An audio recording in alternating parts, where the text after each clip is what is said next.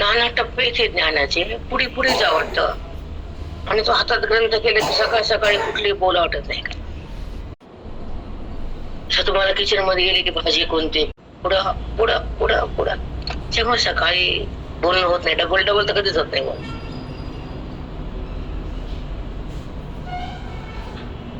आणि काही काही परिभाषा माऊलीची कठीण आहे, मला मांडायला पण त्रास होतो. ते तुम्हाला नाही समजलं. आम्हाला बोलायलाच अवघड आहे, तुम्हाला मांडायला किती अवघड आहे माऊली.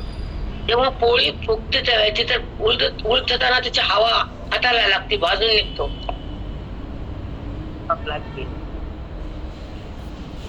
नरम पोळी लागते, फुगावं लागते, पण उलटणाऱ्याचा हात भाजून निघतो. कळला मग तिचा अर्थ कळला. कसा व्यवहार आहे हा इकडचा.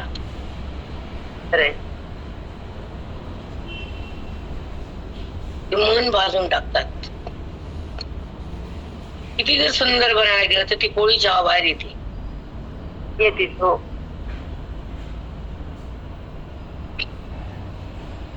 पंचकठेने परमार्थ सहज आहे, पण ते सहज परमार्थपणे प्रपंचामुळे बघता येत नाही. आलं लक्षात? हो माऊली, हो खरंच आहे, खरं. हो माऊली, बरोबर आहे. हा डोंगर पुढे येते. तुम्ही परमार्थात आहे म्हणून तुम्हाला परमार्थ सोपा वाटतो. आम्हाला संसारी यू केला असं वाटतं, यू स्वयंपाक केला, पण हे वेदांत डोक्यात यू होत नाही आमच्या.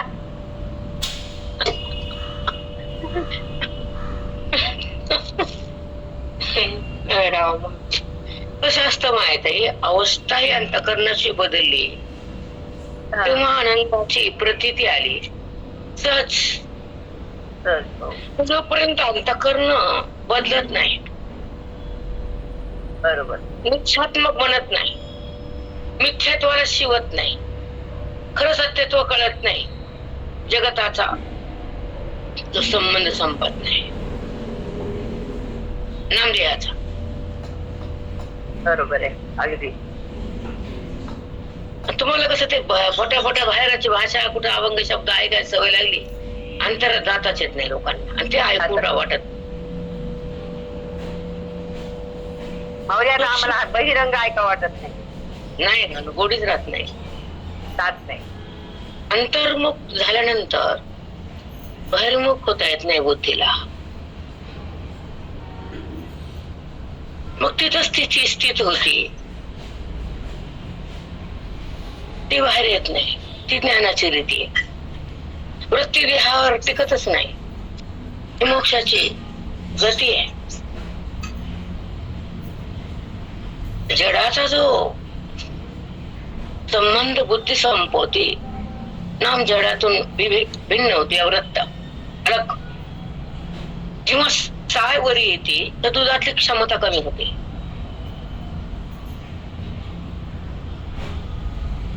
हो माऊली, हो माऊली. त्या दुधाला काही रस राहत नाही. पण तसा आहे देहात निरस राहणे आपला. नाही माऊली. जशी दुधाची साय काढते, दूध कोणी खा म्हणतं बाई, ती म्हणते साय काढली या किती बी घ्या, साय तर काढून घेतली मी. तसं जीवनामध्ये भगवंताचं जे वर्म काढलं, संसार किती करा त्रास नाही.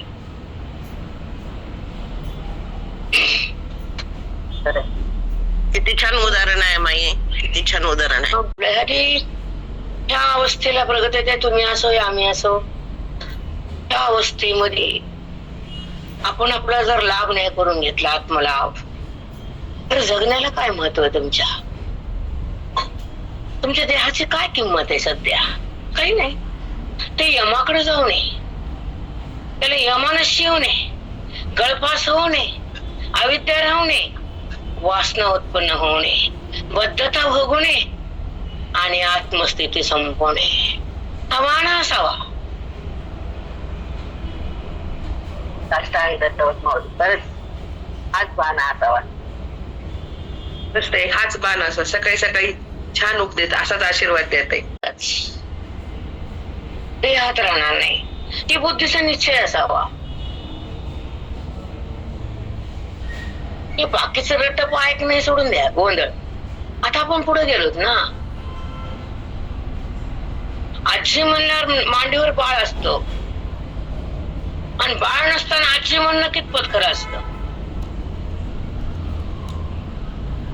बाळच नाही मांडीवर, नाची कस काय झाली? नाही शेजाराचं बाळ.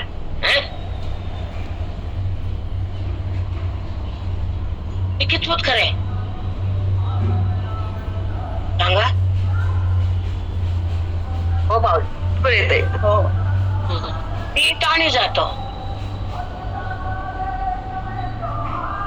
काय म्हणत नाही. तसं आत्मनिश्चय झाल्याशिवाय भगवंतात मन एकरूपत नाही.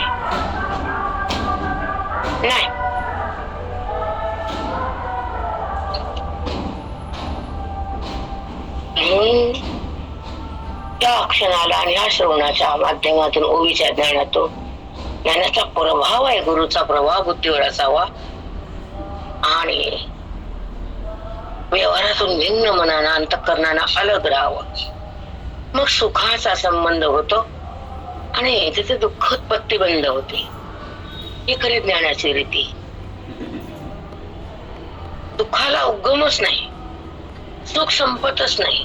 ही अद्वैताची स्थिती आहे. द्वैतामध्ये दुःखाची उत्पत्ती आहे आणि अद्वैतामध्ये दुःखाची समाप्ती आहे. हे दोन वाक्य ज्याला कळते त्याला सत्संग लाभ होतो. दोन वाक्य, द्वैत आणि अद्वैत. अद्वैतामध्ये केवळ तो, आणि तो म्हणजे मी,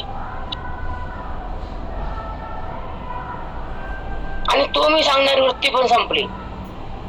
अनुभव प्रगटला, परमार्थ संपला.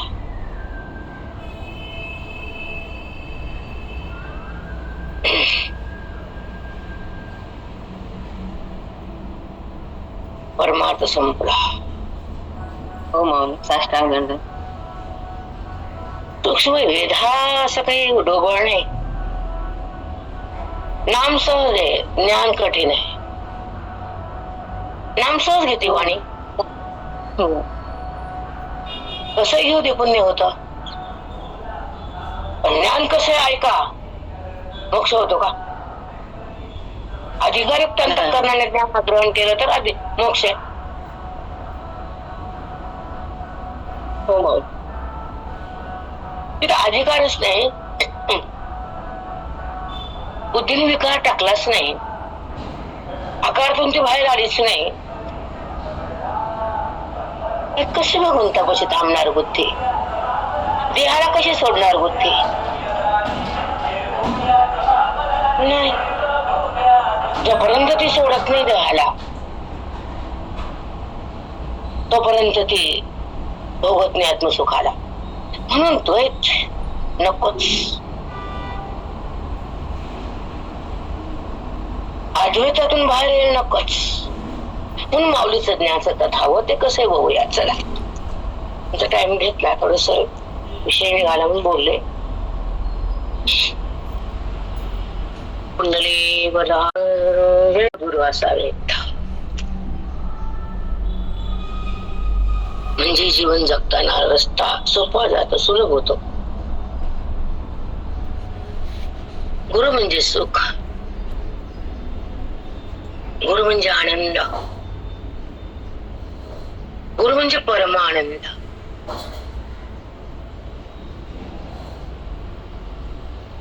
त्या आनंदात आपल्याला घेऊन जातात ते गुरु. दुःखाच्या उत्पत्तीला बंद करतात ते गुरु.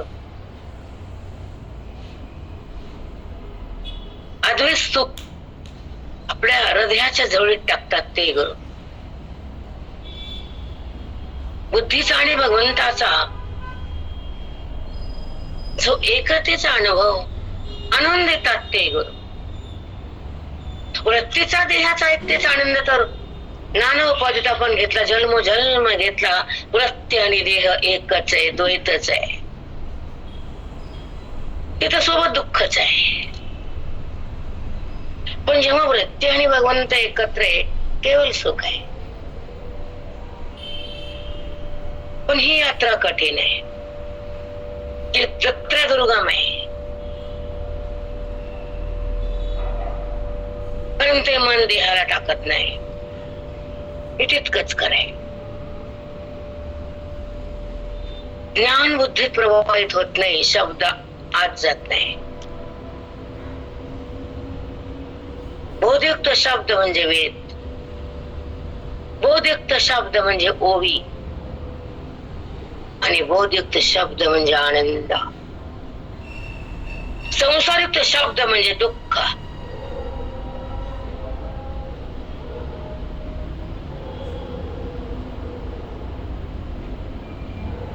हो माऊली, दुःख केवळ दुःख हे संसारातलंच.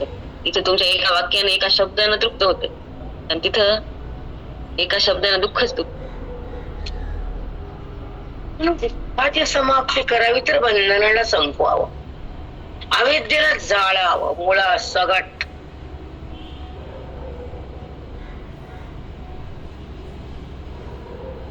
ती पुन्हा तिथं उत्पन्न होऊ नये.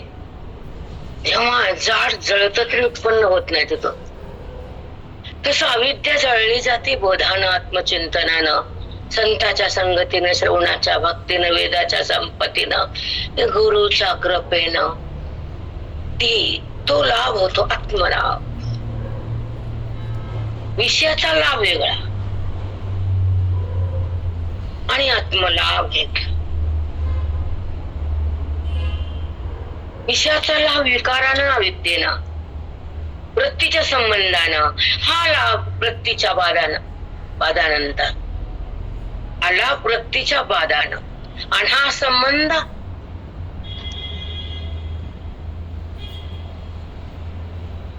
ईश्वराचा संबंध सदा आहे, पण तुम्ही देहाचा केला म्हणून तो परमात्मा दूर झाला. तुम्ही दूर केलं म्हणजे अहंकार आला ना, अहंकार धारण केलं अंतःकरणानं.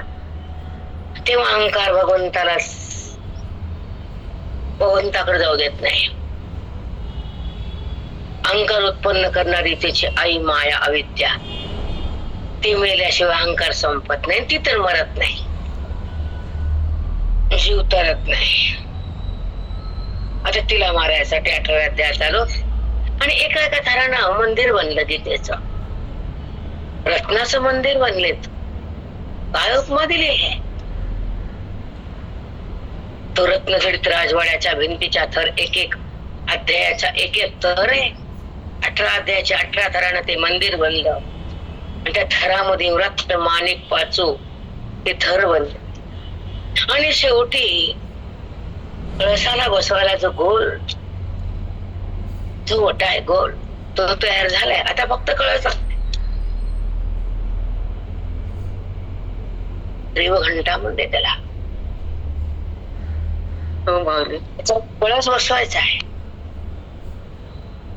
मग त्याचं दर्शन झालं तर आतल्या भगवंताचं दर्शन होतं, की पांडुरंगाच्या कळसाच्या दर्शन घेणाऱ्या वारकरी भक्ताला माहितीये. म्हणून 10 लाख जरी लोक आले तरी कळसाला बघून जातात, आणि पांडुरंगाला हृदयात घेऊन त्याचा आनंद लुटतात टाळ मृदंगावर. त्यांचा आनंद, त्यांची वारी, त्यांची पावलं, त्यांचं मुख, त्यांचं नाम, त्यांचं प्रेम मोजता येत नाही. खरे माऊली, तुम्ही तर किती वेधुंद होता. टाळ चिपळ्याचा, मृदंगाचा घोष झाला की तुम्ही तर किती कसं पळताय पंढरपूरला पाहिला आम्ही. आम्हालाही दाखवता. खरंच काय पंढरपूरचे अभंग आहेत, काय वैकुंठाचा प्रसंग आहे, पांडुरंगाचे काय मुख आहे, काय तो सोहळा आहे, काय तो पताका, काय ते मृदंग, काय ते ध्वनी, ते काय भक्ती. बापरे, खरंच आहे मग. सगळं त्याच्यामध्ये नादामध्ये विसरून जाते सगळे. म्हणजेच ज्ञान मोक्ष आहे. हो ना माऊली, खरंच सगळे तहान भूक सगळे विसरले जाते त्या नामामध्ये. म्हणजेच भक्तीतून निघालेला मोक्ष, तिथून नादातून निघालेला मोक्ष. ऐकावे ना भक्ती भाव संपवायचा. काय का होईना अविद्येला टाकायचं, कसं का करून भेदाला संपवायचं आणि बुद्धीला अभेदात आणायचं आणि आयुष्य सार्थक करायचं. संपला विषय. चला 18वा आणि जो पण पंचानार आलतो आपण सर्व विचारी परी श्लोक श्लोकावच्छेदे श्लोकावच्छेदे अध्यायो अध्याय भेदे गमीकीरा. पुढे ज्ञानोबाला काय सांगतात, प्रत्येक ओळीचे आम्ही 4 भाग केले. जसे 4 वेद आहेत ना, तसं प्रत्येक ओळीमध्ये 4 खूण आहेत. तर कशा आहेत बघा. आता वरच वाचते मी. आता सप्तदशा पाठी एक आडवी रेष आहे की नाही बघा. आता सप्तदशा पाठी एक रेख, अध्याय कैसे निवठी दुसरी रेख, तो संबंध सांगो तिठी तिसरी रेख आणि तैसा दिशे चौथी रेख. शेवटची आले का नाही 4 भाग मध्ये. हो. मग त्यांना सांगितलं तैसी सिनानी चारी पदे. ह्या ओळीमध्ये 4 भाग केले आम्ही आणि 4ही पद त्या भगवंताकडेच नेणार आहेत. भावार्थ त्यांचा धरूनच आहे एकमेकाला. तसे एक अध्यायाचे थर भगवंताच्या कळसाकडे नेणारेच आहेत. ही आमची ज्ञानेश्वरीच आहे, 7 श्लोकाची गीताच आहे आणि हे मंदिरच आहे आणि हा कळस म्हणजे मोक्षच आहे. इतकं कळावं लागतं. खरंच कुठून कुठंच प्रयास लागला बघ. आता फळ घेतले, कळस घेतला, अध्याय घेतले, 4 पद घेतले, सगळा भावार्थ घेतला आणि शेवटी कळसापर्यंत ओवी गेली. तो पाहिजे खरे. मग नाही थोडा समन्वय लावणारा प्रयत्न. सोपं नसतं बेटा. प्रेरणा सोपं नाही तर सोपं करतो तो भाग वेगळा, पण हे सोपं नाही आहे का सांगा. नाही अजिबात. आम्ही वाचून तर काहीच कळत नाही. मी माझा पुढचा अभ्यास चालू असतो, तुमच्या सोबत नसते मी कधी. आणि पदे त्या अर्थात पण नाही, कुठं ज्ञानशील कुठंच नाही ते बघायले. मग शेवटी रात्री पुन्हा बसले अभ्यास करत. आता काय करावं म्हणलं तेव्हा मी कळायला नाही. नंतर थोडस क्लिक झालं, मग आता पूर्ण आलं. मग 4ही मध्ये हे 4 भाग आहेत एका ओळीमध्ये. मग मला पटकन क्लिक झालं. आलं आता बरोबर. कारण चूक नाही तर जमतच नाही, डोकंच करावं होतं ते. आतापर्यंत तर कधी अडखळले नाही. 18 अध्यायापर्यंत आले, पुढचं माहित नाही. पण आतापर्यंत कुठल्या ओळीमध्ये कुठं गांभीर्य, कुठं चूक, कुठे गडबड, कुठं कळायला नाही असं कधीच झालं नाही, कधीच नाही. इथं ह्या जागेवर मंगल झालं की बरोबर खुलतं तो पट. माहित नाही कसं खुलतं ते. तैसा सिनानी चारी पदे श्लोक अवच्छेदे. त्याच्यात 4 अवच्छेद केले एका ओळीमध्ये. भाग अलग अलग. अवच्छेदक म्हणजे अलग अलग. अंतःकरण अवच्छिन्न, तिथून हा शब्द बनलाय अवच्छेदक. अवच्छिन्न त्यानं त्या अंतःकरणानं व्यापक चैतन्याला बाजूला करून त्याचा संबंध केला. तर व्यापकाचा संबंध करता येत नाही अंतःकरणाला. तो शब्द मी इथे जोडला अवच्छेदक. आणि मग रात्री का अभ्यास कुणाला कळाला. बरोबर वाटते. अवच्छेदक वादातून तुम्ही घेतलं बरोबर. लावलं बरोबर आहे.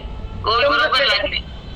अवच्छेदक म्हणजे बाजूला करणं. तसं एका ओळीचे 4 पद केले अलग अलग. 4 भाग झाले ना. अवच्छेदक म्हणजे परिच्छेद बाजूला. तसं त्यांनी सांगितलं की श्लोक अवच्छेदे 4 भाग झाले. अध्यावा अध्याय भेदे गमे किर. आता अध्यायाकडे आले. श्लोकात 4 भाग सांगितले, पुन्हा अध्यायाकडे गेले. तसं 18 अध्यायापर्यंत एक थर बसून ती भिंतीचे थर वाढवले आणि कळसापर्यंत मंदिर आलं. एक अध्यायाच्या थरानं अधिकार संपन्न अंतःकरण झालं आणि त्या अंतःकरणाला त्या मोक्षाच्या कळसामध्ये जाता आलं आणि मोक्ष काय हा पाहता आलं आणि नंतर माऊलीच्या कृपेनं मोक्षाला अनुभवता आलं.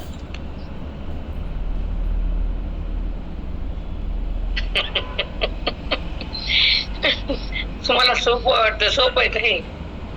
तुम्हाला आधीच म्हणलं 18 वाद्य मान कठीण आहे. बुद्धी सुद्धा आमची काम करेन.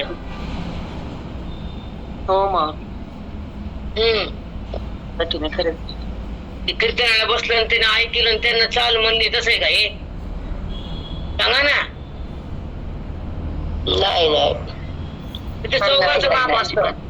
तिथं चौघ करते, 3दा चाल 4दा चाल असते मध्ये. पुन्हा टाळ्या वाजवा 5 वाजता.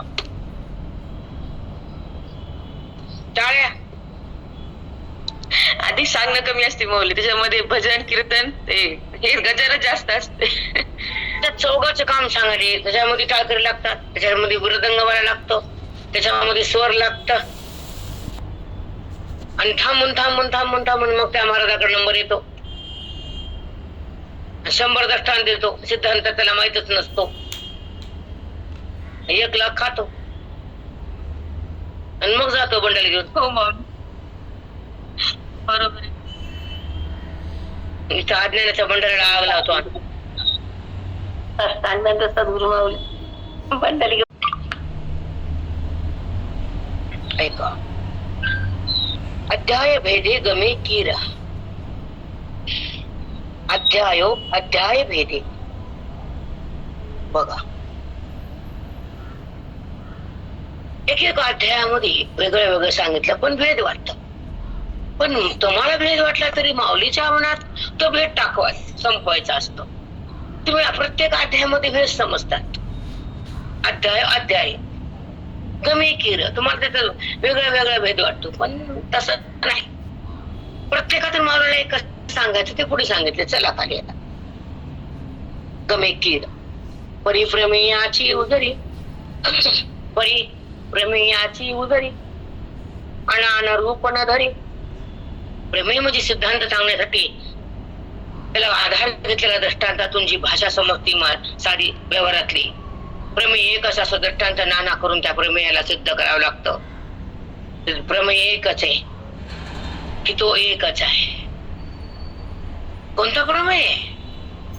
ब्रह्म सत्य आहे, जगन मिथ्या आहे, जीव ब्रह्माच आहे. जीव ब्रह्म म्हणा परा, हा सिद्धांत आहे. पण एवढ्या अध्यायातून त्याला पटवून द्यायला एवढी वाक्य, एवढे शब्द, एवढी अध्याय, एवढे 700 श्लोक, 9000 ओव्या, एवढं घेतलं. पण त्याच्यातून एकच प्रमेय समजून दिला. सिद्धांत म्हणतात त्याला. दृष्टांत नाना घेतले, 9000 ओव्याचा विनियोग केला, 700 श्लोक मुखातून आले आणि त्याच्यातून एकच प्रगट केलं. ब्रह्म तथ्य, जगन मिथ्या, जीव ब्रह्मणा परा. हो माऊली, 700 श्लोक, 9000 ओव्या आणि त्याच्यात किती केलं तर बापरे. एका शब्दाला तुमचे 100 शब्द आहेत. एवढं सिद्धांत हो माऊली, एवढं करून एकच सिद्धांत सगळ्या याच्यातून पटवून दिलाय बुद्धीला. बस. हॅलो, हा, जर आपण कुठला ऐक ना, एखादा कीर्तनकार पकडला का नाही शेंडीवाला, त्याला म्हणलं का नाही बस खाली, त्याला म्हणलं ना प्रमेय प्रमाण सांग बरं उदाहरण देऊन. त्याला बोलता येत नाही. नाही माऊली, नाही, त्यांना काहीच बोलता येत नाही. पाठ करून बोलणाऱ्याला सिद्धांत कळतो का? पैशासाठी जगणाऱ्याला, पैशासाठी जगणाऱ्याला मोक्ष हातात येतो का? तेच तर, त्यांना कळायला असल्यावर कशाला ते हे बाजार मांडला असता. असं त्यांना काहीच कळत नाही, कुठेतरी बाजार केले अध्यात्माचा. मी पंढरता त्या महाराज वारकरी संप्रदायाच्या पैशाचा त्यांना पूर्ण. परिप्रमेयाची उजरी. रामराम. एक उदाहरण देते माझं कालचं, तुम्हाला शिकवला. चटके बसणे म्हणजेच विकार नाही. तिथं होतो, व्यवहार जातो, क्षणभर त्रास होतो. पद्मपत्र मीमाम बसा, नाणी असाच असतो. क्षणभर तिथं व्यवहार होतो, तो निघून जातो. अज्ञानाचा जलंबर राहतो. ती मला असं बोलली होती, ती बाई विचारतच नाही. समोर आले तिचं मस्तक सरकत. ती अशी म्हणती, तिला बघायचं नाही, तिला बोलायचं नाही, तिचा द्वेष संपवायचा नाही. मग हा द्वेष घेऊन पुढच्या जन्मात जावं लागतं आणि ते पुन्हा फेडावं लागतं. म्हणून छान व्यवहार तरी छान करा, परमार्थ होईल तो होईल.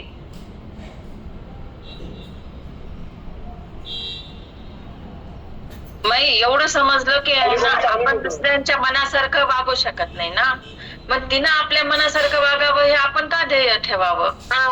यस, हे सांगायचं मला. यस, इतकंच कळावं. तुमच्यामुळे कळालं पाहिजे. तिने कशी वा काय देणे घेणं आपल्याला. ज्यांचं कर्म त्यांच्यापाशीच असतं, आपलं कर्म आपल्यापाशी असतं, त्यांचं सासत आणि आपलं असत. कारण आपण व्यवस्थित वागतो, मग त्याच्यामध्ये कर्म साचत नाही. हे नीट ठेवा लक्षात कवटेकर.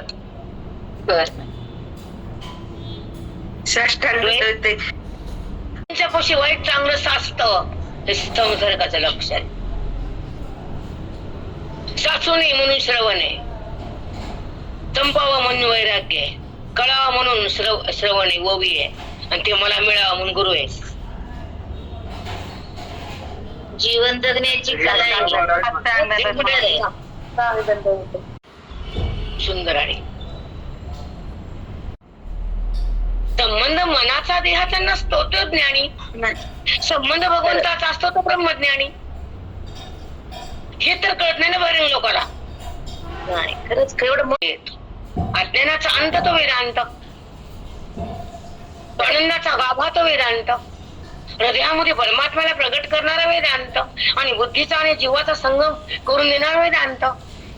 परमात्म्याची स्थिती भोगता येणं हा वेदांत, देहस्थिती टाकणं हा वेदांत, आत्मानुभूती सतत भोगणं हा वेदांत, तुम्हीचा बाध होणं हा वेदांत, आत्मसाक्षात्कार करणं हा वेदांत, भगवंताची ओळख हा वेदांत, आणि देहाचा बाध हा वेदांत. कृष्ण काय बोला. त्यामध्ये व्यवहार करते तर तिथं कर्म साधल्या जात, द्वैत उत्पन्न होतो, पाप पुण्य तुमच्या सोबत भोवताली खेळत, तेव्हा ते ज्ञानाचा मेळ कुठं असतो. पण जो ज्ञानी मुमुक्षु व्हायला, मुमुक्षु ज्ञानाकडे चालला, आपल्या अवस्थेला शोधायला, श्रवण भक्तीला झेलायला, ओवीला आत घ्यायला, तेव्हा त्याचं कर्म बाजूला जात, संपत, बाधित होत. कर्म साचत नाही, पुण्य होत नाही, बुद्धीत विकार राहत नाही, बुद्धी देहाला शिवत नाही. कोणचं कर्म?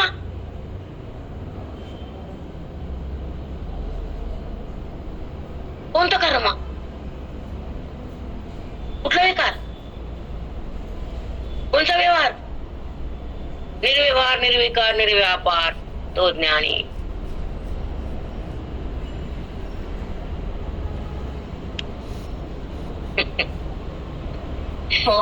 त्याच्या मागचं सांग की, तेवढं शब्द काय पाठ करून बोलते मला.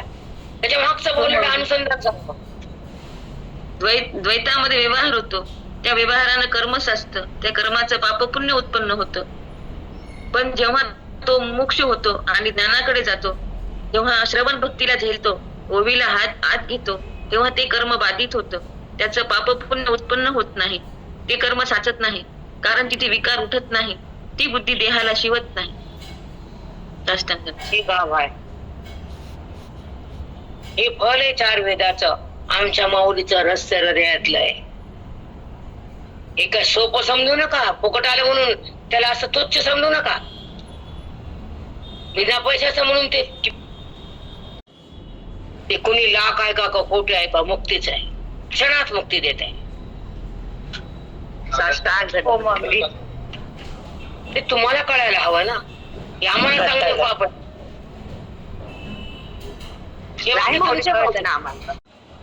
तुम्ही ट्रॅव्हल मध्ये गेला नाही, मी गाडीत आहे ना, तेव्हा बोलले नाही.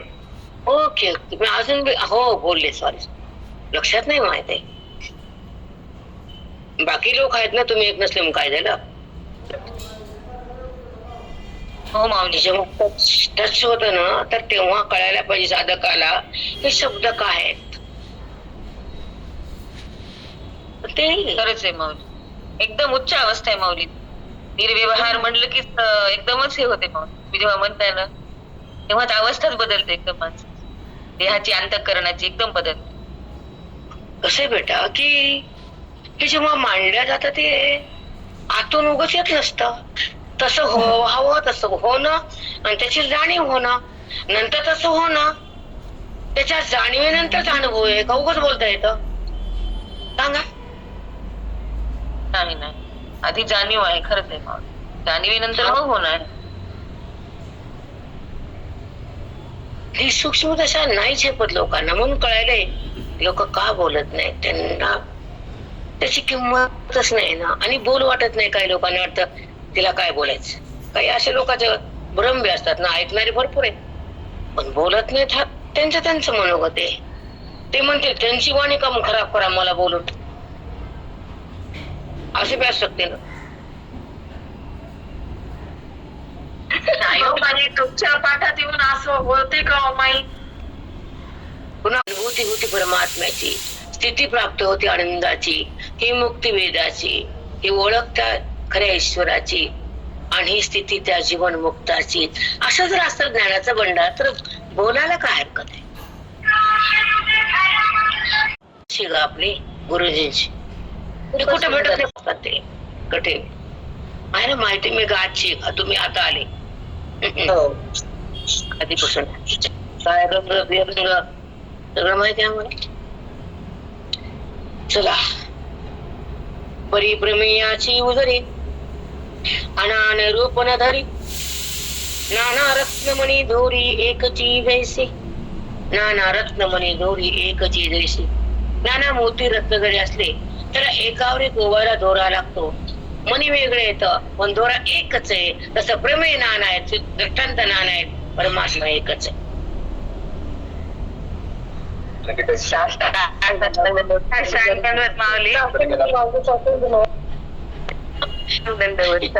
प्रमेय नाना आहेत, दृष्टांत नाना आहेत, पण सिद्धांत एकच आहे. माऊली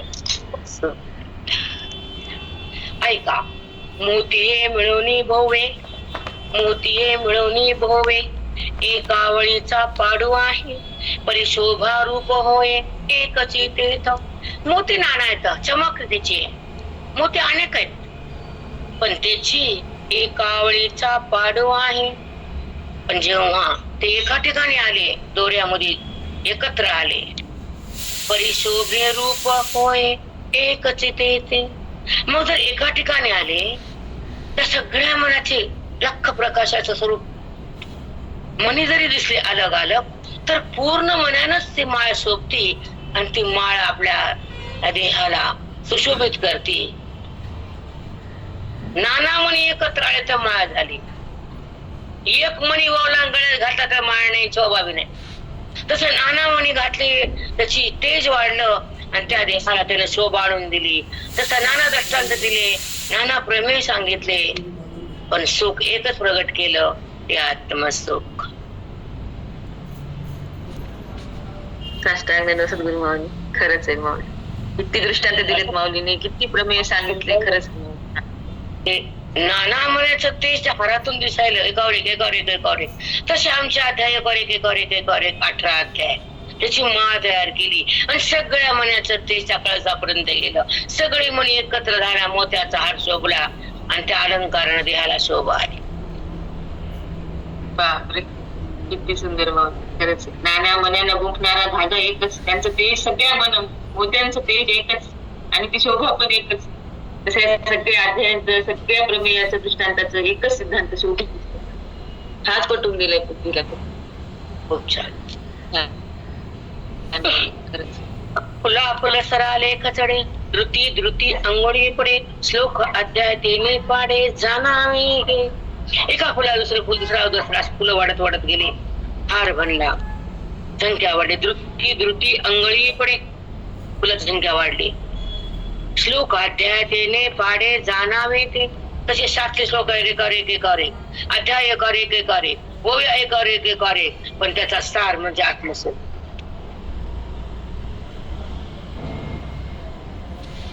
त्याचा सार हो माऊली. नाना फुलांचा सुगंध एकच, तसं सगळ्या अध्यायांचं सुख एकच. सगळ्या याच्यातून एकच सुख सांगितलं, आत्मसुख. फुलं नाना आहेत, सुगंध येत आहे. गोव्या नाना आहेत, भावार्थ येत आहे. श्लोक नाना आहेत, मोक्ष येत आहे.